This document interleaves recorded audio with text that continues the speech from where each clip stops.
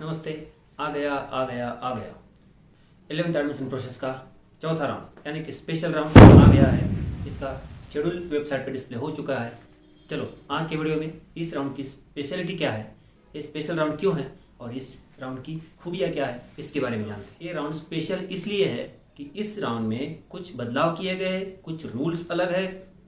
इस राउंड की मदद से अपनी एडमिशन प्रोसेस जल्द ख़त्म करने में मदद होने वाली है और जो बच्चे अभी तक एडमिशन के लिए वेटिंग पे है, जिनको अभी तक एडमिशन नहीं मिला है, उनको भी एडमिशन मिलने में मदद होने वाली है। इस राउंड में कैटेगरी की सीट्स कैटेगरी के कैंडिडेट खत्म होने के बाद जनरल मेरिट लिस्ट से भरी जाएंगी। मतलब अगर किसी कॉलेज में कैटेगरी की सीट्स वैकेंट है लेकिन कैंडिडेट नहीं है तो फिर वो सीट पहले 3 राउंड में वैकेंट ही छोड़ दी गई थी क्योंकि कैटेगरी स्टूडेंट के लिए चांस मिले। लेकिन अब स्पेशल राउंड में ये होने वाला है, अगर किसी कॉलेज में कैटेगरी के सीट्स वैकेंट है और उस कैटेगरी के कैंडिडेट वहाँ पर अवेलेबल नहीं है, कोई भी कैंडिडेट वहाँ उस कैटेगरी से उधर एडमिशन नहीं मांग रहा है, तो उस कैटेगरी के कैंडिडेट खत्म होने के बाद जो भी कैटेगरी की सीट वैकेंट रहेंगी वो सीट्स जनरल मेरिट लिस्ट से भरी जाएंगी। इससे क्या होगा, जनरल की सीट्स बढ़ेगी और जनरल की सीट्स बढ़ने से रेगुलर जनरल मेरिट लिस्ट में जो बच्चे हैं उनको एडमिशन मिलने में मदद होगी। और एक स्पेशलिटी है इस राउंड में, इन हाउस कोटा और minority quota. In house quota और माइनॉरिटी कोटा की सीट्स सरेंडर नहीं की जा चुकी थी। 0 राउंड में जब एक कोटा की एडमिशन शुरू हो गई थी तब से इस स्पेशल राउंड में इन हाउस कोटा और माइनॉरिटी कोटा की सीट भी सरेंडर की जाएगी। इससे क्या होगा, माइनॉरिटी कोटा और इन हाउस कोटा की सीट सरेंडर होने से सेंट्रलाइज एडमिशन की सीट्स बढ़ेंगी। इससे भी स्टूडेंट को फ़ायदा होगा। जिन बच्चों को मेरिट के हिसाब से या कट ऑफ हाई होने की वजह से एडमिशन नहीं मिल रहा था, उनके लिए ये फ़ायदेमंद रहेगा क्योंकि सीट बढ़ने से मेरिट नीचे आ सकता है, कट ऑफ नीचे आ सकता है और जो बच्चे अब तक वेटिंग में थे, जो बच्चे उस कॉलेज के लिए एडमिशन के लिए ट्राई कर रहे थे लेकिन उस मेरिट तक नहीं पहुंच रहे थे, उनको इससे मदद हो सकती है। मेरिट कुछ हद तक नीचे आ सकता है। तो ये राउंड स्पेशल है, ये रेगुलर राउंड नहीं है, ये स्पेशल है क्योंकि इसकी कुछ अलग नियमावली है, इसकी कुछ अलग रूल्स है और इसमें कुछ बदलाव है जो रेगुलर राउंड में नहीं थे, वो इस राउंड में है। रेगुलर राउंड में अगर किसी बच्चे ने पहला प्रेफरेंस मिलने पर एडमिशन नहीं लिया तो उसे ब्लॉक किया जाता था, लेकिन स्पेशल राउंड से ऐसे बच्चों को ब्लॉक नहीं किया जाएगा।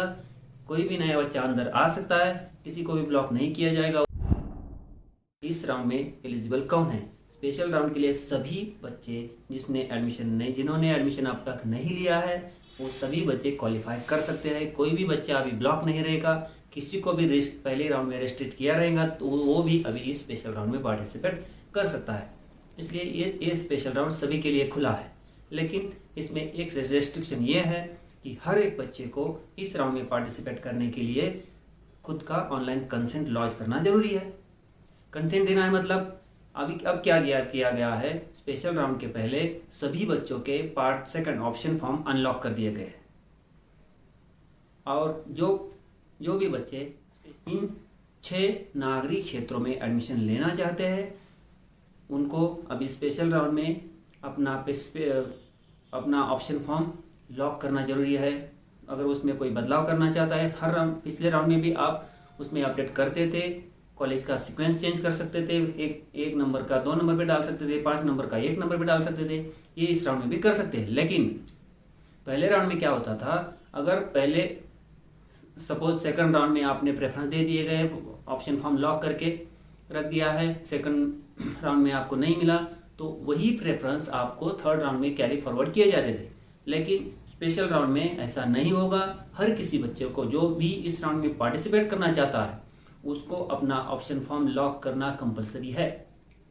आपका ऑप्शन फॉर्म लॉक, यही आपका कंसेंट माना जाएगा और जो बच्चे ऑप्शन फॉर्म लॉक करेंगे उनको ही इस स्पेशल राउंड में कंसिडर किया जाएगा। इससे क्या होगा, इससे ये होगा कि जो बच्चे फॉर्म भर के चले गए हैं बाहर, किसी दूसरी जगह उन्होंने एडमिशन लिया है, किसी दूसरे कोर्स को, डिप्लोमा को, ITI को एडमिशन लिया है, किसी रूरल एरिया में एडमिशन लिया है, मतलब जो बच्चे यहाँ पर फॉर्म भर के गए और वापस नहीं आने वाले हैं, ऐसे बच्चे के फॉर्म अनलॉक रहेंगे वो तो लॉक नहीं करेंगे क्योंकि वो वापस नहीं आ रहे। तो ऐसे बच्चे कम होने से मेरिट में भी कमी आ सकती है, और वो जो जेन्युइनली एडमिशन लेना चाहते हैं, जो जेन्युइनली एडमिशन लेना चाहते हैं उनको एडमिशन मिलने में मदद होगी। स्पेशल राउंड का शेड्यूल वेबसाइट पे है, वो आप डिटेल में पढ़िए। उसमें जो समय दिया गया है वो समय के हिसाब से हमें चलना है। दिए गए समय में आपको ऑप्शन फॉर्म अपना लॉक करना जरूरी है। अगर आप ऑप्शन फॉर्म लॉक करना भूल गए तो आप इस राउंड में पार्टिसिपेट नहीं कर पाएंगे और आप एडमिशन का एक चांस खो देंगे। तो स्पेशल राउंड स्पेशल है, इसके लिए कुछ बातें हमें ध्यान में रखनी है। पहले तो टाइम टेबल के हिसाब से चलना है। शेड्यूल में दिए गए समय में ही आपको फॉर्म एडिट करना है, ऑप्शन फॉर्म लॉक करना है, ये पहली बात ध्यान में रखिए। और ऑप्शन फॉर्म लॉक करना कंपलसरी है क्योंकि हर बच्चे का ऑप्शन फॉर्म मतलब पार्ट 2 अनलॉक कर दिया है। आप चेंज करना चाहते हैं तो कॉलेज का प्रेफरेंस सीक्वेंस चेंज कर सकते हैं, नहीं चेंज करना चाहते हैं तो उसी तरह से ऑप्शन फॉर्म आप लॉक कर सकते हैं, लेकिन दिए गए समय के पहले आपको ऑप्शन फॉर्म लॉक करना मैंडेटरी है। What is special round?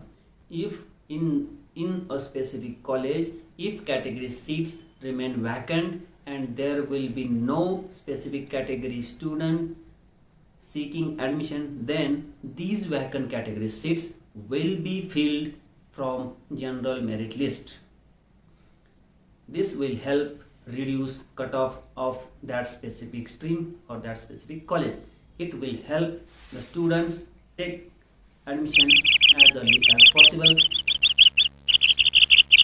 तो कौन सी बातें ध्यान में रखनी है? पहला तो दिए गए समय में आपको ऑप्शन फॉर्म लॉक करना जरूरी है। दूसरी, इस स्पेशल राउंड में सभी बच्चे एलिजिबल है, जो भी ऑप्शन फॉर्म लॉक करेगा वो एलिजिबल है। और जैसे कि पहले भी मैं बता चुका हूँ कि जिसे अपने फॉर्म में एडिट करना है वो पार्ट 1 एडिट कर सकता है, पार्ट 2 एडिट कर सकता है। और पार्ट 1 में एडिट करने के बाद अगर आपको वेरिफिकेशन की ज़रूरत है तो गाइडेंस सेंटर से आप कांटेक्ट कर सकते हैं। अगर कोई स्पेसिफिक गाइडेंस सेंटर आपको फॉर्म वेरीफाई नहीं कर रहा है तो 12 घंटे के बाद आप गाइडेंस सेंटर भी चेंज कर पाओगे। दूसरा गाइडेंस सेंटर चेंज कीजिए और आपका फॉर्म दिए गए समय में ही वेरीफाई हो, इसकी जिम्मेदारी आपको लेनी है। मेरी जूनियर कॉलेज गाइडेंस सेंटर और सेकेंडरी स्कूल को भी विनती है कि बीच में कुछ छुट्टियां आ रही हैं, लेकिन हमारी प्रोसेस लेट चल रही है। कोविड-19 की वजह से हमें बहुत सारा काम घर से ही करना पड़ रहा है, बहुत सारा काम ऑनलाइन किया जा रहा है। उसी तरह छुट्टी होने के बावजूद अपना एडमिशन का, वेरिफिकेशन का, फॉर्म फिलिंग का, ये सभी कामकाज ऑनलाइन शुरू रहे। इस तरह से हम सबको प्रयास करना है। आप भी बच्चों को सहायता करेंगे, छुट्टी हो तभी भी आपकी एडमिशन प्रोसेस में हैम्पर नहीं होगी। इसके हिसाब से आप सभी प्रयास करेंगे, ऐसे मुझे विश्वास है और ये आपके लिए मेरी रिक्वेस्ट है। स्पेशल राउंड में पहले किसी भी कारण से रेस्ट्रिक्ट किए गए बच्चे, ब्लॉक किए गए बच्चे, all students are eligible for special round, whatever the reason may be. If any student is restricted or blocked in earlier rounds, he can also participate in special round after locking his option form. Locking option form is your consent, and consent is mandatory to participate in special round. Quota seat, minority quota and in-house quota seats are allowed to surrender before this special round. Means centralized admission process will have in-house quota surrender seat and minority quota surrender seats. It will increase our vacant seat and it will ultimately help students to get admission in specific college as early as possible, as these increased seat may reduce cutoff of the specific college. Hey. जैसे कि आपको पता है पहले ही declare किया जा चुका था या अपने इन्फॉर्मेशन बुकलेट भी मेंशन किया गया है कि इस एडमिशन प्रोसेस में इस ईयर कितने राउंड होने वाले हैं। पहले 0 राउंड हुआ था, उसके बाद 3 रेगुलर राउंड हो चुके हैं और उसके बाद एक स्पेशल राउंड होने वाला था। ये पहले ही बुकलेट में भी दिया गया है। तो बच्चों के लिए मेरी रिक्वेस्ट है, मेरा सजेशन है, जैसे कि ये शेड्यूल किए गए पहले ही राउंड थे, ये राउंड होने ही वाले थे, तो स्पेशल राउंड ये उस शेड्यूल के हिसाब से एक फाइनल राउंड है। इसके बाद कौन सा राउंड होगा, कब होगा, किस तरह से होगा, ये अभी क्लियर नहीं है। वो स्पेशल राउंड ख़त्म होते होते आपको पता चलेगा। लेकिन मैं यही चाहूँगा कि हर एक बच्चे ने इस राउंड में हमें एडमिशन मिले, इस तरह से प्रयास करना चाहिए, उस तरह से अपना फॉर्म भरना चाहिए, उस तरह से आपको ऑप्शन चूज़ करने चाहिए। इसके बारे में हम पहले से ही हर वीडियो में डिस्कस करते आए हैं। यूट्यूब चैनल पे दूसरा वीडियो भी है कि आपको जल्द से जल्द एडमिशन लेने के लिए आप क्या क्या कर सकते हैं। वो वीडियो की लिंक भी मैं डिस्क्रिप्शन में दे दूंगा, वो भी आप देख लीजिए कि जल्द से जल्द एज पॉसिबल एडमिशन हो। इसलिए हम क्या कर सकते हैं, किस तरह से स्ट्रैटेजी है, कौन कौन से टेक्निक्स आपको यूज़ करने हैं, ये आपको उस वीडियो में सुनने को देखने को मिल सकता है। कुछ बच्चे ऐसे हैं कि बहुत ज़्यादा कट ऑफ वाले कॉलेज में अप्लाई कर रहे हैं और उनका मेरिट उतना ज़्यादा नहीं है, तो फिर ये बहुत बड़ा गैप होने के कारण उनको वो कॉलेज नहीं मिल रहा। बहुत सारे नर्वस हो रहे हैं। नर्वस होने की कोई ज़रूरत नहीं है। मैं पहले दिन से कह रहा हूँ कि हर एक बच्चों को एडमिशन मिलेगा, तब तक हम आपके लिए प्रयास करते रहेंगे। लेकिन आपको भी सिस्टम को कोऑपरेट करना है। आपको भी दिए गए सुझाव, दिए गए टेक्निक के हिसाब से आपको भी अप्लाई करते समय ध्यान में रखना है कि मेरे मार्क्स कितने हैं, कट ऑफ कितना है, वैकेंट सीट्स कितनी है। अगर स्पेसिफिक कॉलेज में वैकेंट सीट ही नहीं रहेंगी, उसका कॉलेज का कट ऑफ बहुत हाई रहेगा, तो आपको ऐसे कॉलेज में अप्लाई नहीं करना है। तो आपको कॉलेज की जगह कॉलेज पे ज़्यादा भरोसा करने की बजाय खुद पे भरोसा करना चाहिए, खुद की स्टडी पे भरोसा करना चाहिए। और मैं कुछ भी कर सकता हूँ, कौन से भी कॉलेज में मुझे एडमिशन मिले, लेकिन मैं स्टडी करके आगे बढ़ूंगा, मैं ज़रूर बढ़ूंगा, इसके हिसाब से आपको चलना चाहिए। और कट ऑफ देखिए, उस कॉलेज में कितनी स्ट्रीम है ये देखिए, उसके कट ऑफ देखिए, अपने मार्क देखिए, और उस हिसाब से आपके घर के नज़दीक हो, जो आपके लिए कन्वीनियंट कॉलेज हो, उसका ऑप्शन दे दीजिए। और जैसे कि पहले ही 0 राउंड और 3 रेगुलर राउंड हो चुके हैं, मतलब बहुत सारे कॉलेज में बहुत सारी सीट्स 60%, 70%, कई जगह 80% सीट भी फिल हो चुकी है। ये ध्यान में रखिए। मतलब अब वैकेंट सीट कम होती जा रही है। पहले आपने जो भी प्रेफरेंस दिए रहेंगे, लेकिन उन प्रेफरेंस दिए गए कॉलेज में वैकेंट सीट है क्या आपको देखना है। उसके बाद ये आपको चेक करके प्रेफरेंस का सीक्वेंस चेंज करना है और ऑप्शन फॉर्म लॉक करना है। इसके बाद क्या होने वाला है ये नेक्स्ट वीडियो में बताऊंगा। स्पेशल राउंड खत्म होते होते गवर्नमेंट के कुछ डिसीजन आ सकते हैं।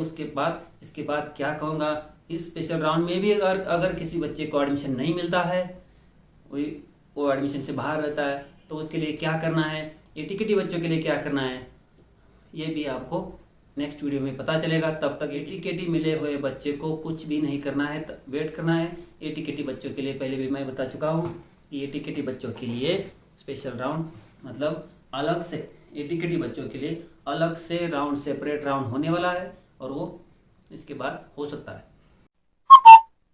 बायफोकल एडमिशन के भी बारे में हम डिस्कस करते आए हैं।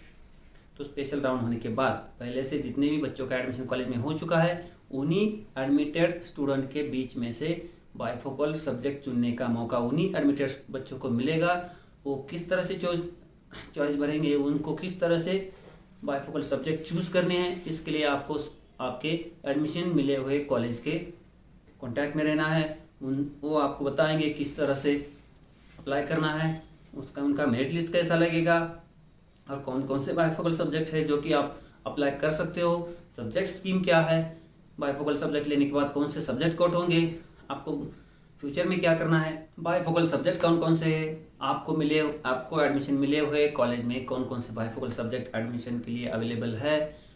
अगर आपको बायफोकल सब्जेक्ट चूज़ करना है, आप बायफोकल सब्जेक्ट लेकर 12th पास करना चाहते हो, तो आपको उसकी थोड़ी स्टडी करनी चाहिए और आपकी कॉलेज से कांटेक्ट में रहना है कि उनकी बायफोकल का राउंड कब होने वाला है, उसका एडमिशन किस तरह से होने वाला है। मैं अभी इतना ही कह सकता हूँ कि बायफोकल के एडमिशन कॉलेज के अंदर ही, कॉलेज के लेवल पे ही होने वाला है। वो किस तरह से होंगे, उनका मेरिट लिस्ट कैसे आएगा, उनका एडमिशन कंफर्म कैसे करना है, वेबसाइट पे अपलोड कैसे करना है, ये भी कॉलेज के लिए और आप बच्चों के लिए भी मैं अलग वीडियो में, नेक्स्ट वीडियो में बताऊंगा।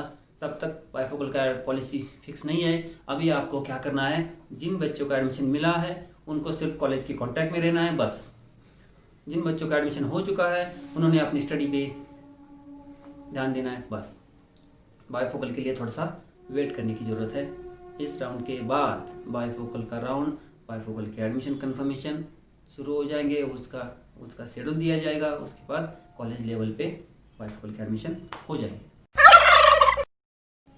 जैसे कि ये स्पेशल राउंड है और आप बहुत सारे ऑप्शन दे रहे हैं, मतलब कोई बच्चा 10 ऑप्शन दे रहा है, कोई बच्चा 8 ऑप्शन दे रहा है, लेकिन अगर आपको 8 नंबर का कॉलेज मिलता है तो आप एडमिशन के लिए नहीं चाहते हो, ऐसा ही बहुत बार होता है। तो मैं आपको सजेस्ट करूँगा, आपको जिस कॉलेज में एडमिशन लेना है ऐसे ही 2-3 कॉलेज चूज कीजिए। 10 कर सकते हो आप, कोई बात नहीं, लेकिन 10 नंबर के कॉलेज मिला तो आपको एडमिशन लेने वाले क्या, ये पहला प्रश्न खुद से पूछिए। अगर आप ये फिक्स है आपका कि मैं इन 5-10 कॉलेज में से किसी भी कॉलेज में एडमिशन मुझे मिलेगा तो मैं एडमिशन लूँगा, तो ऐसे ही ऑप्शन में ऐसे ही प्रेफरेंस आप चूज कीजिए। जिस कॉलेज में आप सोचेंगे कि मुझे इस कॉलेज में मिलेगा तो मैं एडमिशन लेने की कोई गारंटी नहीं है, तो ऐसा ऑप्शन मत चूज कीजिए, ऐसा प्रेफरेंस मत डालिए। और कैटेगरी की कोई टेंशन मत लीजिए। अभी जो बच्चे कैटेगरी में है और उस कैटेगरी की कॉलेज में अगर सीट वैकेंट रहेगी तो आपको मिल सकती है, लेकिन अगर कैटेगरी के स्टूडेंट ही नहीं है और कैटेगरी की सीट वैकेंट रहने वाली है तो तुरंत ये सिस्टम करेगा, कंप्यूटर करेगा, ये ऑनलाइन ही हो जाएगा।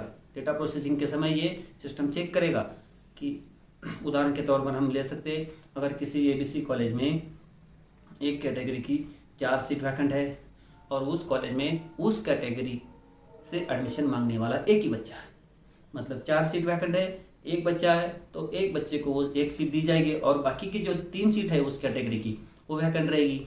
इससे बाकी के बच्चों को एडमिशन देने में दिक्कत होती है, इसलिए ये 3 सीट तुरंत जनरल मेरिट लिस्ट में से क्वालिफाई होने वाले बच्चे को दी जाएगी। वो चाहे वो जनरल मेरिट लिस्ट में आने वाला बच्चा दूसरी कैटेगरी का हो सकता है, जनरल का हो सकता है, ऐसा इस स्पेशल राउंड में होने वाला है। इससे कट ऑफ नीचे आ सकता है और एडमिशन का परसेंट बढ़ सकता है। और एक सवाल आपके मन में भी रहेगा, क्या स्पेशल राउंड में कोटा एडमिशन शुरू रहेंगे? यस, स्पेशल राउंड में सभी तीनों कोटा एडमिशन शुरू रहेंगे। अगर उस कॉलेज में मैनेजमेंट कोटा है, इन हाउस कोटा है, या किसी माइनॉरिटी कॉलेज में माइनॉरिटी कोटा है, ये तीनों कोटा एडमिशन शुरू रहेंगे। लेकिन ये कॉलेज के ऊपर है कि उनको ये एडमिशन सीट्स रखने हैं या सरेंडर करने हैं। वो सरेंडर करेंगे तो बाद में इस राउंड के बाद उसका देखा जाएगा। लेकिन 4th राउंड शुरू होने से पहले 3 राउंड खत्म होने के बाद एक फैसिलिटी दी गई थी कि कॉलेजेस अपने माइनॉरिटी कोटा सीट्स और इन हाउस कोटा सीट अगर उनको सरेंडर करने हैं तो उनको सरेंडर करने की फैसिलिटी दी गई थी। बहुत सारे कॉलेज ने सरेंडर किए रहेंगे, कुछ सीट उनके पास कोटा की रहेंगी तो वो भी एडमिशन शुरू रहेंगे। जो बच्चे फॉरेन कंट्रीज से इंडिया में आने वाले हैं, इस प्रोसेस में पार्टिसिपेट होने वाले हैं, उन बच्चों को एडमिशन के लिए वहाँ से डॉक्यूमेंट का लीगलाइजेशन करके लाना पड़ता है। जूनियर कॉलेजेस एडमिशन देते समय ये ध्यान रखें कि जो फॉरेन से आए हुए बच्चे हैं उनके LCs हो, मार्कशीट हो, वो अटेस्ट किए गए हैं और वो स्पेसिफिक ऑथोराइज है। जो भी अथॉरिटी है, एक्सटर्नल अफेयर्स मिनिस्ट्री हो, वहाँ की एम्बेसी हो, या डॉक्यूमेंट लीगलाइजेशन के लिए ऑथोराइज गया कोई भी डिपार्टमेंट हो, सिर्फ वो डॉक्यूमेंट लीगलाइज होने चाहिए, उसका अटेस्टेशन रिक्वायर्ड है। हेग एपोस्टिलिक कन्वेंशन है, इस हेग कन्वेंशन में उस कंट्री के लिए जिस अथॉरिटी को इस डॉक्यूमेंट लीगलाइजेशन का अथॉरिटी दी गई है, उस अथॉरिटी ने लीगलाइज किए गए डॉक्यूमेंट यहाँ पर एक्सेप्टेबल है। Document legalization done by the authority of specific country who is member of Hague apostille convention 1961 is acceptable in India. So document attestation done by the specific embassy, the external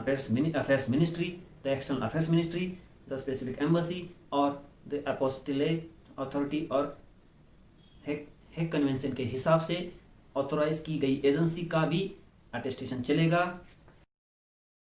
So remember, lock your option form in given time. Be careful while filling preferences and locking option form. Follow the timetable, follow the schedule. Thank you. See you. Wish you all a very quick and fast admission. Thank you.